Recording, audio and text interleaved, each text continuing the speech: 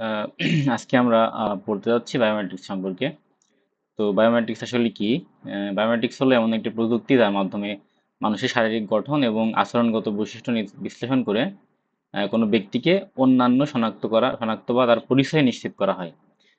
সহজ কথা এটাই, মানুষের শরীরের এমন একটি অঙ্গ বা অভ্যাসকে পরিমাপ করে যা পৃথিবীর অন্য কোনো মানুষের সাথে হুবহু মিলবে না। যেমন আঙুলের ছাপ দেওয়া আছে। অর্থাৎ বায়োমেট্রিক্স হচ্ছে বায়োলজিক্যাল একটা ডেটা মাপার পদ্ধতি, যেটা আসলে মানুষকে শনাক্ত করতে বা অপরাধ চিহ্নিত করতে ব্যবহার করা হয়। তো বায়োমেট্রিক্সের প্রকারভেদ কি, তো কত ধরনের আছে দেখি আমরা। বায়োমেট্রিক্স পদ্ধতি প্রধানত দুই ভাগে ভাগ করা হয়েছে। প্রথমটা হচ্ছে শারীরবৃত্তীয় বা দেহের গঠনগত বৈশিষ্ট্য। এর মধ্যে রয়েছে ফিঙ্গারপ্রিন্ট, যা মানুষের আঙুলের ছাপ স্ক্যান করা হয়। এটা আসলে খুবই জনপ্রিয় পদ্ধতি এবং সাশ্রয়ী পদ্ধতি।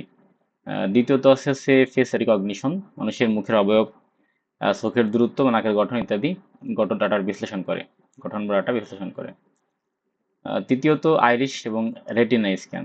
আইরিশ এবং রেটিনা স্ক্যান হচ্ছে চোখের ভেতরের যে রঙিন অংশ আছে আমাদের, সেই তার রক্তনালীর বিন্যাস পরীক্ষা করা। এবং পরবর্তীটা হচ্ছে হ্যান্ড জিওমেট্রি। হ্যান্ড জিওমেট্রি হচ্ছে হাতের দৈর্ঘ্য প্রস্থ এবং আঙুলের আকার বা সাইজ পরিমাপ করা হয়।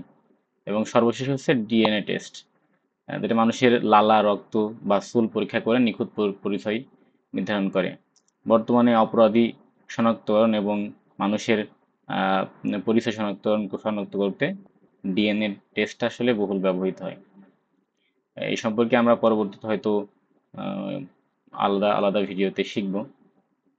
ডিএনএ টেস্ট বা হ্যান্ড জিওমেট্রি বা ফিঙ্গারপ্রিন্ট সম্পর্কে শিখব আলাদা ভিডিওতে। এবং 2 নম্বর হচ্ছে অর্থাৎ বায়োমেট্রিক্স পদ্ধতির দ্বিতীয় ভাগ, আচরণগত বৈশিষ্ট্য। আচরণগত বৈশিষ্ট্যের প্রথমটা হচ্ছে voice recognition. Voice recognition means হচ্ছে মানুষের কণ্ঠস্বরের তীব্রতা, পিচ ও কথা বলার ধরন বিশ্লেষণ করা। এরপর আছে সিগনেচার ভেরিফিকেশন। সিগনেচার ভেরিফিকেশন হচ্ছে মানুষের হাতের স্বাক্ষরের যে গঠন বা লেখার গতি বা চাপ পরীক্ষা করা হয়। আর সর্বশেষ হচ্ছে কিস্ট্রোক ডাইনামিক্স, বা মানুষের যে টাইপিং স্পিড বা লেখার যে ধরন, এটা হচ্ছে পরিমাপ করা হয়। তো এই ছিল বায়োমেট্রিক্সের 2 ধরনের প্রকারভেদ।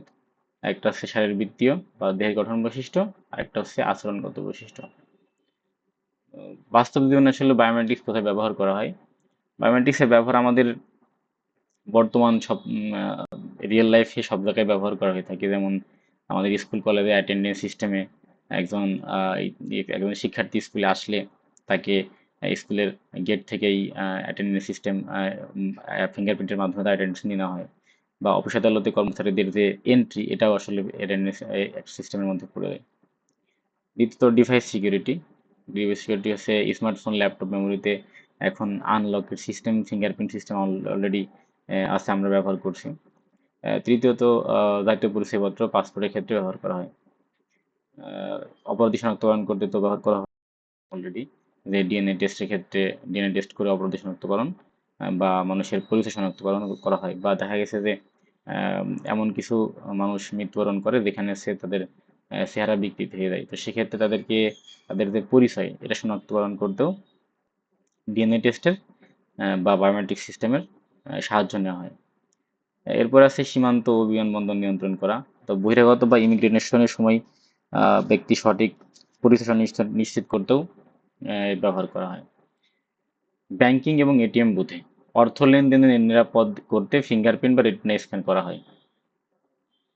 এই হচ্ছে বাস্তব জীবনে বায়োমেট্রিক্সের ব্যবহার। তো বায়োমেট্রিক্সের সুবিধাগুলো আসলে কি? সুবিধাগুলো হচ্ছে উচ্চ নিরাপত্তা ব্যবস্থা, মানুষের শারীরিক বা আচরণগত বৈশিষ্ট্য নকল করা সম্ভব। যেমন হচ্ছে আমাদের ডিএনএ এর প্রায় 99.99% মিল থাকলেও কিছু পরিমাণ অর্থাৎ 0.001% মেবি অমিল থাকে, যার জন্য আমাদের প্রত্যেক মানুষের যে শরীরের যে আছে স্ট্রাকচার, সেটা আলাদা আলাদা আলাদা হয়ে থাকে। এরপরে সুবিধা হচ্ছে যে পাসওয়ার্ড বা পিন মনে রাখার ঝামেলা নেই। আমরা ফোনে যদি ফিঙ্গারপ্রিন্ট দিয়ে থাকি, তাহলে আমরা আমাদের আঙুলের ছাপ দিলে অটোমেটিক্যালি ফোন আনলক বা লক হয়ে যায়। তৃতীয়ত হচ্ছে প্রতারণা বা জালিয়াতি রোধ করা। স্কুল কলেজ অফিসে একজনের পরিবর্তে অন্য ওজন যেন এন্ট্রি নিতে না পারে, সেটা আসলে প্রতিরোধ করা সম্ভব এই বায়োমেট্রিক্সের মাধ্যমে। দ্রুত সৎ ব্যবহার করা। ফিঙ্গারপ্রিন্ট সেন্সর আঙ্গুল ছোঁয়ালে বা ফেস আইডির সামনে তাকালে মাত্র কয়েক সেকেন্ডের মধ্যেই আমাদের পরিচয় নিশ্চিত করা সম্ভব হয়। এরপর আছে অপরাধী শনাক্তকরণ, যেটা তো অলরেডি আমি বলে ফেলেছি। তো অপরাধস্থলের পড়ে থাকা চুল, রক্ত বা আঙুলের ছাপ বিশ্লেষণ করে খুব সহজেই প্রকৃত অপরাধী খুঁজে বের করা যায়। তো সবকিছুর আসলে সুবিধা এবং অসুবিধা দুটোই থাকে। তো এর ক্ষেত্রে সেম, এখানেও কিছু অসুবিধা আছে। অসুবিধাগুলোর ভিতরে আছে উচ্চ প্রাথমিক খরচ, অর্থাৎ এখানে আসলে একটা খরচের ব্যাপার আছে, যেটা প্রাথমিকভাবে আমাদের দরকার হয়। এরপর আছে শরীরের পরিবর্তনের কারণে সমস্যা, অর্থাৎ কোনো কোনো কারণে মানুষের আঙুল কেটে গেল, বা আঙুলের কোনো সমস্যার কারণে তার যে ফিঙ্গারপ্রিন্ট ছিল সেটা এই সমস্যা হলো, বা তার চোখে ইনফেকশন হলো, সেক্ষেত্রে আইরিশের যে গঠন সেটা ভিন্ন হবে। তো এগুলো আসলে জটিলতা, বায়োমেট্রিক্সের অসুবিধার মধ্যে পড়ে। এরপর আছে কেন্দ্রীয় ডেটাবেস হ্যাক হওয়ার ঝুঁকি থাকে। অর্থাৎ যদি আমাদের আগের ডেটাগুলো, যখন আমরা এই সিস্টেমটা চালু করব, তখন আমাদের আগে থেকেই ডেটাগুলো নিয়ে একটা নিরাপদ স্থানে, অর্থাৎ ডেটাবেসের মধ্যে সেভ রাখা হয়। তো যদি কোনোভাবে এই ডেটাবেসটা হ্যাকারের হাতে পড়ে, তো সেক্ষেত্রে তো আমরা সেকেন্ড টাইম কখনো আমাদের আঙুলের ছাপ বা আমাদের যে ডেটাগুলো সেটা দিলেও তো আমাদের আহ, আহ, ব্যক্তি শনাক্তকরণ সম্ভব হবে না। তো এগুলো আসলে আহ, সমস্যা। এরপর আছে প্রাকৃতিক ও পরিবেশগত প্রভাব। প্রচণ্ড শীত বা শুষ্ক আবহাওয়াতে আমরা কুঁচকে গেলে বা ভাঁজ পড়ে গেলে, সেক্ষেত্রে আসলে আমাদের স্ক্যান করা খুবই কষ্টসাধ্য ব্যাপার। শারীরিক অসুস্থতার প্রভাব, মানুষের অসুস্থ হলে বা ঠান্ডা লাগলে তার গলায় আওয়াজ পরিবর্তন হতে পারে, তো যার ফলে ভয়েস রিকগনিশন পদ্ধতি অনেকটা ব্যাহত হতে পারে। তো এই ছিল বায়োমেট্রিক সিস্টেমের কিছু সুবিধা এবং অসুবিধা এবং তার পূর্ণাঙ্গ ওভারভিউ। তো আমরা হচ্ছে পরবর্তী বা বায়োমেট্রিক্সের যে প্রকারভেদ, যেমন ফিঙ্গারপ্রিন্ট, ফেস রিকগনিশন, এগুলো ধারাবাহিকভাবে প্রত্যেকটা দেখবো, মানে প্রত্যেকটা আলাদা আলাদা ভিডিওতেই দেখবো। তো এই পর্যন্ত ছিল আজকে। পরবর্তী ভিডিও দেখার জন্য আমন্ত্রণ রইল।